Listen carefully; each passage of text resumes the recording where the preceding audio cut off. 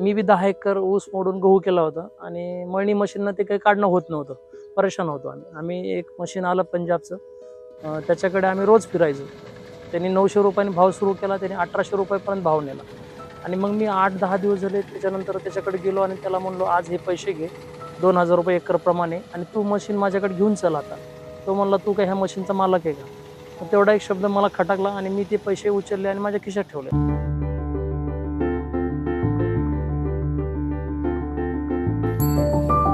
2007-8 सालच्या या अनुभवानंतर शेतकरी सतीश तौर यांनी हार्वेस्टर विकत घ्यायचं ठरवलं.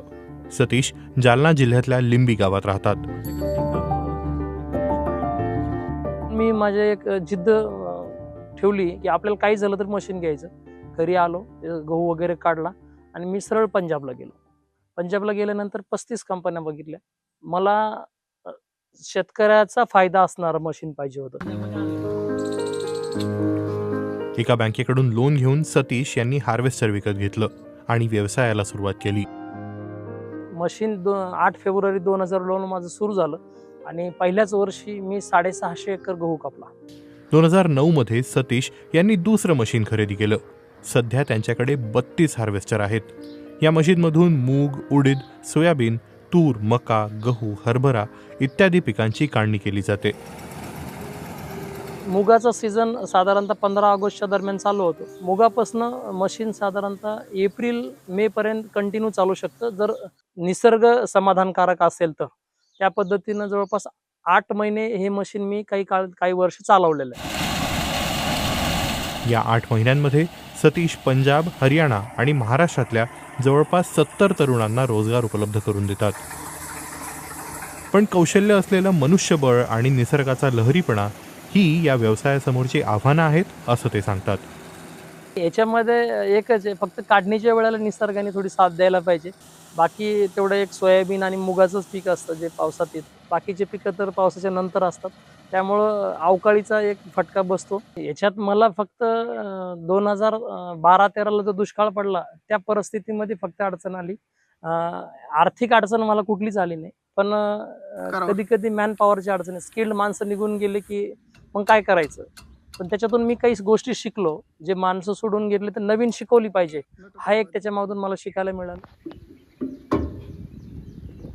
शेतीतली वेगवेगळी कामं सोपी होण्यासाठी ग्रामीण भागातील तरुणांनी तंत्रज्ञानासंदर्भातले वेगवेगळे प्रयोग जाणून घ्यायला हवेत आणि तंत्रज्ञान आधारित शेतीपूरक व्यवसाय करायला पाहिजे, असं मत सतीश तौर आवर्जून नोंदवतात. साधारण शेतकऱ्यांना जर कुठलंही पीक काढायचं असेल तर त्याला कापणीला 4-4.5 रुपये जातात.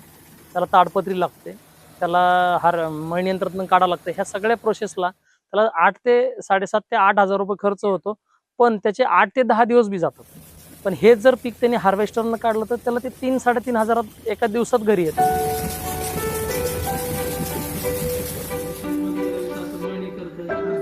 सतीश यांच्याकडे दररोज लोक येतात, हार्वेस्टरची माहिती घेतात. सतीश यांनी आतापर्यंत 44 जणांना हार्वेस्टर मशीन घेऊन दिलंय. स्वतःसारखे 100 जण तयार करायचा त्यांचा मानस आहे. हार्वेस्टरच्या व्यवसायामुळे त्यांचं आयुष्य बदललंय. साधारणतः मी शाळेत शिकत असताना वडिलाला 3.5 एकर जमीन वाटून आली होती आजोबांची. वडिलांनी 3.5 एकरवर 18 एकर जमीन कमवली. त्याच्यानंतर ज्यावेळेस माझ्या हातात सगळं व्यवहार आला, त्याच्यानंतर मी 18 एकरपासनं 35 एकरपर्यंत घेतलेलं आहे सगळे हे, आणि हे 32 हार्वेस्टर उभे केले.